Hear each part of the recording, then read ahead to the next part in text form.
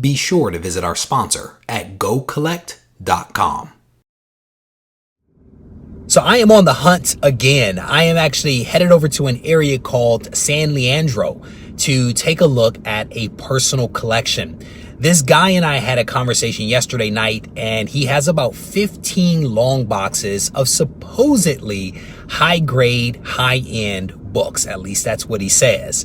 And I'm going to tell you, how I found this collection. So I'm not going to a comic shop. I'm not going to a flea market or an antique district. I am going to someone's home, and I'm going to look through hopefully 15 long boxes of some awesome books and maybe walk away with some awesome books that I can show you guys at the end of this video.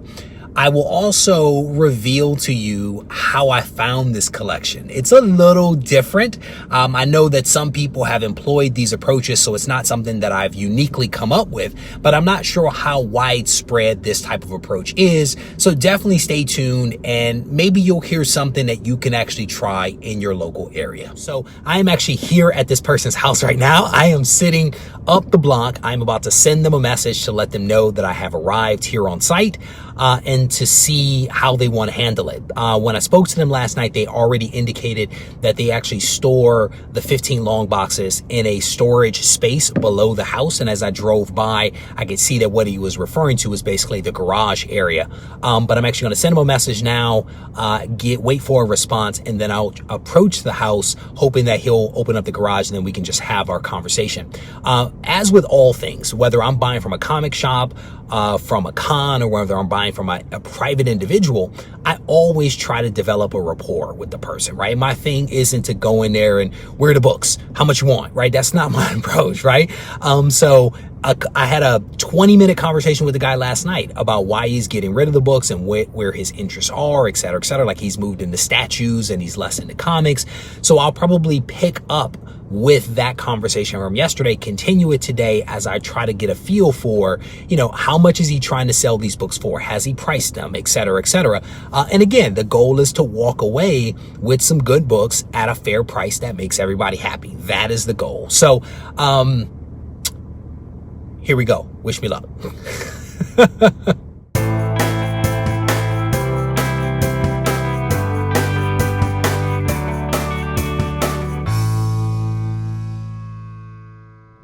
So I just finished up. I am sweating. The weather has changed on me since I've been inside. I've been in there about an hour and a half, and we were like under the house looking at books, moving long boxes, trying to get access to books because where they were stored, there was no light, unfortunately. So we had to move books to get access to them, to look through them. And then we had to do all the pricing. And of course, there was a little bit of some negotiation and stuff like that. Unfortunately, the guy has some lower number books, but was unable to find them. So I may have to make another trip over here at some point for him to hopefully find those books by that time. But I walked away with a healthy chunk of books. I paid roughly $3 a book, which isn't too bad. Again, given the number of books, given the quality of them, like everything was bagged and boarded. I picked up some really cool books, some nice filler books for my run of Amazing Spider-Man. And I think I may have access to some awesome books a little bit later. And so this was definitely time and money well spent. Stay tuned for the end of the video because I will actually be back in the comic book room and I will show you all of the books that I picked up. And I will also provide you with a little bit of insight into how I found this collection. I am back in the comic book room and I'm ready to show you guys some of the books that I picked up during my recent hunt. But before I get to the books, I want to take just a couple of moments to provide you guys with some insight into how I allowed this collection to find me. As you guys know, I am a comic book soldier. I am a hunter, and I am constantly out there looking for comics, whether it's at local comic shops or cons or antique districts or thrift stores, estate sales. I am out there constantly looking for comics. But one of the techniques that I've been employing over the last year is that I've also been allowing comics to basically find their way to me. One way that I've been doing this is that I've been taking out ads on Craigslist where I basically identify myself as a comic book collector that is interested in buying comics for my personal collection. And this isn't an idea that I actually came up with. I actually saw other people doing this, but I took a slightly different approach than they did. In a lot of the ads that I've actually seen on Craigslist, people almost pretend to be a company. They are positioning themselves to be maybe bigger than they are. And it almost comes off as if it were a business that is interested in buying comics, which sends a certain type of signal. My approach is to identify myself as an individual, as a comic book collector, and to help people to see that what I'm doing is buying comics for my personal collection and not for the purpose of resale, which again sends a slightly different message than some of the ads that I've been seeing. I take out these ads in my immediate area, a few cities here and there, but nothing like what I've seen other people do, which is to basically blanket the entire geography with these ads, which sends a different kind of message. And I typically in these ads include an actual photo of me so that people can see what I look like. And it's typically me in a comic shop or something like that. It's not like a profile shot or a face shot and that kind of stuff. It's really me out looking at comics. And it's designed to basically send a message to people that I am interested, that I'm a real person, and that I am collecting. And I oftentimes identify specifically what I'm looking for. I'm a Marvel guy. I am interested in X-Men and Amazing Spider-Man specifically, but interested in other types of comics as well. And I just encourage people to reach out to me either via email or via my phone. And this technique has honestly worked incredibly well. I've picked up that second run of Eternals that you've heard me speak about time and time again actually came through one of these type of exchanges. I've had a fair number of books come my way. I've not picked up a fair number of them, but in many cases, I've actually had an opportunity to buy books. And so this opportunity that came up recently was basically 15 long boxes that a guy was looking to sell. And his thought was I could either do eBay or Craigslist or something else, but I found your ad and I thought I would reach out. And we honestly had a really good conversation the night before I went to his place and then of course the day of. But this is again a technique that I have employed that puts me in a position to pick up books before they actually get to the market, before they get to a local comic shop, before they get to a dealer or on eBay, etc., etc. And if you guys remember, I did a video a little while ago where I identified some of my secret places and for finding comics, and I alluded to the fact that there were some other things that I do. This is one of those things. So hopefully this gives you guys just a little bit of insight into one of the approaches that I use to find comics for my personal collection. Now with that, let's go ahead and take a look at the books. One thing that I will also mention is that these books were basically roughly $3 each. That's kind of what they came out to be. And the guy basically had kind of sort of two types of comics. He had his bagged and boarded comics, and then he had unbagged and boarded comics. And I kind of explained to him that I was picking up inexpensive books for my trivia night, and he identified his unbagged and boarded books as, you know, a place where I could hunt and not have to spend a lot of money. So I actually picked out a healthy number of those books, and I'll tell you more about that in just a moment. But then I also identify a ton of other books, primarily Amazing Spider-Man. He has a healthy number of X-Men books, and I'll probably swing back by his place at some point to pick those books up. But enough with that. Let me show you some books. The first one that I picked up is Uncanny X-Men number 157. And this is just a really cool Phoenix, Dark Phoenix cover that I did not have. So I went ahead and snagged that one. The next one is an Amazing Spider-Man book. It is Amazing Spider-Man 365. I actually have one copy of this, but what makes this cool is that it's actually a newsstand. I did not have that. And for those that don't know, this is actually the preview of Spider-Man 2099. So this is a really cool book that I thought that I had, realized I didn't, so I ended up picking up a copy, and now this is my second copy, and it's also a newsstand. So a really nice copy of that book. And then, as I mentioned, there was a long box that he had set aside with unbagged and boarded comics. I identified some in there and I intended to pay for them. He actually decided that he was going to give me those books for free. I mean, I paid for them, but they were essentially like thrown in. And there were actually some pretty good books in there. And one of them was actually the first appearance of Squirrel Girl. And I think it's, yep, a newsstand at that. And for a book that is not bagged and boarded, this book is actually in pretty solid shape. When I flip through it, the pages are white, but there is an insert in this book that has some tanning associated with it. But the book overall is actually in really great shape. Again, free book, first appearance of Squirrel Girl, and it's also a newsstand, so you can't really beat that.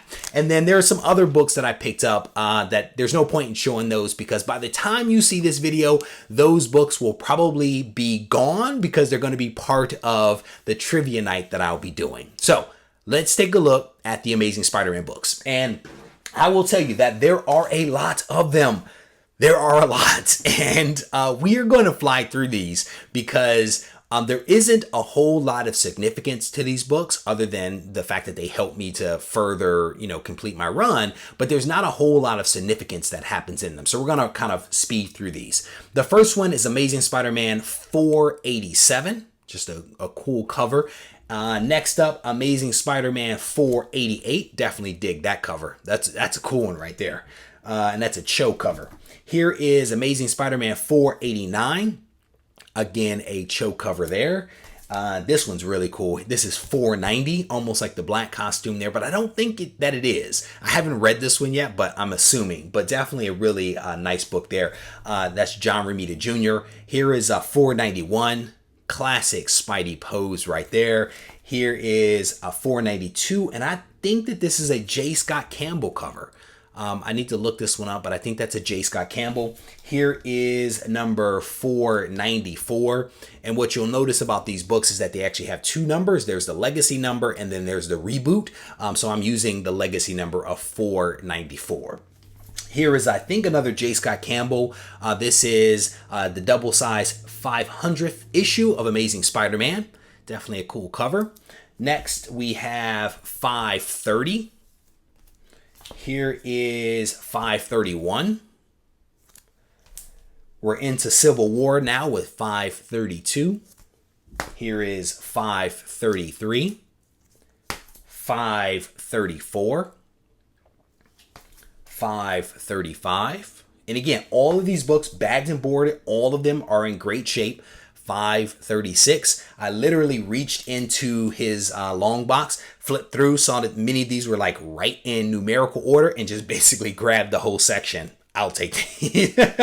Here is this is a book that has some significance. This is Amazing Spider-Man 546. This is the first Mr. Negative. So really cool book there. This one is the first appearance of the Inner Demons, or the team known as the Inner Demons, number 547.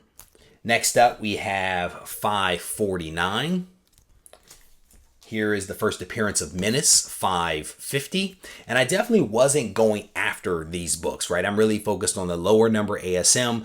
But when you see these there and you can get them for a couple of bucks, you kind of go for them. So here is 551. Here is 552. I cover this is an interesting one. It's a little too exaggerated for me. His arms look a little too long, almost like legs. Here is 553. 554. Spider-Man just got a beat down and he was unmasked. Here's a little Wolverine action, 555. Dig that cover. Here is 556. 557. Breakdown. This is 565. This is actually when Kraven's daughter takes over as Kraven the Hunter, and this is actually Kraven's first hunt.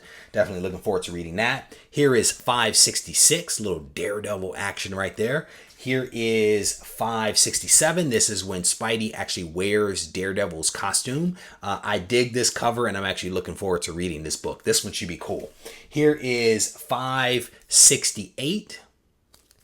Next up, we have this book actually has some significance. This is 574, and this is the origin of Flash Thompson. And I think we also find out how he loses his legs in this issue as well. These next two are really cool covers, I think. Here is 575. Someone is punching Peter Parker in the face. And here he is returning that punch, possibly to the same person. Here is 576. Cool cover there. Next up, here is 578. Here is a little shocker action, 579. Here is 580. Money grab. Dan Slott here, 581. I think this is Molten Man, 582. 583. 585. We're getting close to the end here. 588. All of these books are in really, really great shape, and I've already rebagged and boarded every single one of them. 596. They were actually stored in an area under the house, and they were quite dusty. But so the new bags and boards have done wonders for them. Here is 613 as we take a big jump. And then another jump here is 685. So again, I wasn't really looking for these books. I'm really focused on 1 through 261. But when an opportunity presents itself for me to pick up massive parts of a run for a couple of bucks, especially Amazing Spider-Man, you seize the opportunity. So supposedly this guy has another short box full of some older books, Amazing Spider-Man, Uncanny X-Men, etc., etc. I'm hoping that he is able to find those books in a timely manner, because I would definitely like to go back and maybe pick up some of those. But I already know that he has a couple of other books that I want. Some maybe 100, 200 Uncanny X-Men. He has a Secret Wars number 8 that was really nice. And he has that part of the Spider-Man run, the early J. Scott Campbell stuff. I think it was like the early 600s or so that J. Scott Campbell did, like some Black Cat and Mary Jane Watson covers. I already have most of those books, but they're so nice that I wouldn't mind having a separate set of them. So more to come on this. I am actually headed out today, in fact, to take a look at another collection that also found its way to me. And this one might be similarly priced to the one that I just showed you a few moments ago. So my point is if you decide to implement something like this, it could actually work for you. That is roughly 2 collections in about 3 days. And the ad has been up. The most recent ad, that is, has been up for about 7 days, so that's not too bad. Anyway, I hope that you guys enjoyed this video. If you need to reach out to me, feel free to do so at Regie Collects on Instagram and regiecollects@gmail.com. If you have not yet subscribed to the channel, what are you waiting for? Hit the button, turn on notifications so that you can stay abreast of all the content that I release on a weekly basis. Take care. This content is sponsored by BCW Supplies. Visit them at bcwsupplies.com.